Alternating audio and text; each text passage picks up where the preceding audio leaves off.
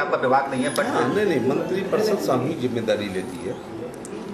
मुझे इस संदर्भ में कहना है कि जो सरकारी स्कूल है वो सीधे हमारे उसमें काम करते हैं और जो एडेड स्कूल है उन पर पूरा अधिकार है। जो निजी स्कूल है पूरा अधिकार न रहने के बावजूद भारत का कानून वहाँ लागू होता है, संविधान लागू होता है।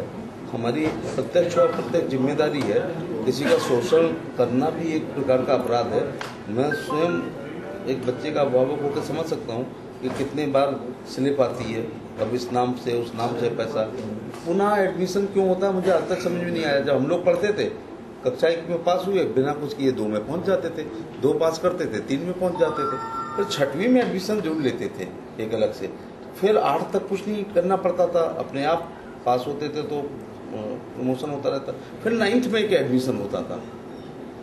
लेकिन अब तो हर साल एडमिशन हो रहा है, किताब के नाम पर, कपड़ों के नाम पर, ड्रामा के नाम पर, पता नहीं किस किस विकास के नाम पर, इस प्रकार से होता है।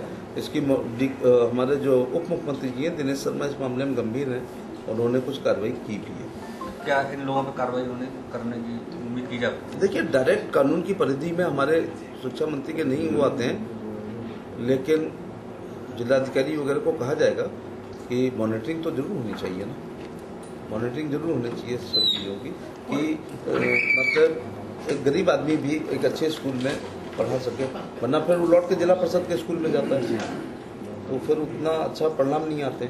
तो अच्छे स्कूल हैं तो थोड़ा एक इंसानियत के नाते भी विद्यादान है, चैरिटी भी करनी चाहिए। बाई लॉज में लिखा होता है सोसाइटी के कि हम गरीब लोगों का करेंगे, लेकिन उतना होता नहीं है। इस पक्ष को तो दिखा ही लेंगे, आइडेंटिफाई करा लेंगे कि आपने CSR की क्या किया है, आपके यहाँ सबसे गरीब आपने कितने लिए हैं, BPL के आपने कितने लिए हैं। आरक्षण में प्राइवेट में नहीं होता है, लेकिन ऐसा जब अंत्योदय पे हम लोग टिके हुए हैं तो अंत्योदय का तो मतलब ये आखिरी व्यक्ति के चेहरे पर मुस्कान हो। अंत्योदय का मतलब केवल ये नहीं है कि आखिरी महिला को विधवा पेंशन दे दो, विकलांग पेंशन दे दो, वृद्धावस्था पेंशन दे दो, इंदिरा आवास दे दो तो अंत्योदय हो गया। शिक्षा में भी अंत्योदय होना चाहिए ना, कि आखिरी व्यक्ति भी एक अच्छे स्कूल में पढ़ सके, और वो तभी पढ़ सकेगा जब फीस थोड़ी सी कम होगी, उसके स्तर की होगी। जैसे लोहिया जी कहते थे समान शिक्षा, या तो 60 के दशक में ये समान शिक्षा हो जाती कि राष्ट्रपति और उसके चपरासी एक स्कूल में पढ़ता, वो संभव नहीं है। मुझे लगता है ये प्रेस कॉन्फ्रेंस नहीं हो गई, एक शिक्षा पे सेमिनार हो गई है। 5 प्रकार की शिक्षा है। एक वो शिक्षा जो हार्वर्ड, कैम्ब्रिज और ऑक्सफोर्ड में है, जो 100% जॉब मिलता है। नंबर 2 पे है देहरादून का दून स्कूल, अजमेर का मेयो कॉलेज, ग्वालियर का सिंधिया, नैनीताल का शेरवुड और अजमेर का मेयो कॉलेज। ये दूसरे स्तर की, दुर्भाग्य से कह रहा हूँ। तीसरे हैं जो कैथोलिक्स स्कूल हैं अंग्रेजी, Peters, Patrick, Charles, Georges, GD गोयन का DPS, आपके एटा का भी एक स्कूल उसी श्रेणी में आता है जो आगरा रोड पर है, ठीक है ना। तो चौथे वो हैं जो आप लोगों ने कुछ अंग्रेजी नाम रख करके और नीली टालटाई लगा करके और बसें भेज करके कुछ अधकचरी अंग्रेजी को पढ़ाने का प्रयास किया है, फिर भी बेहतर है।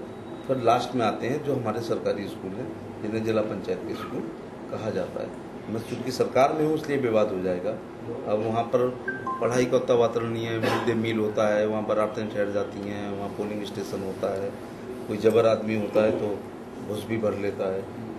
तो वहाँ जो उसका मूल उद्देश्य है सरस्वती के मंदिर में, और हम लोग, मैं अपने उन तमाम शिक्षकों का आज आभारी हूँ कि मैं जिला परिषद के स्कूल में पढ़ा हूँ। उन्होंने हमारे नाखून देखे थे और वो हमारे बाल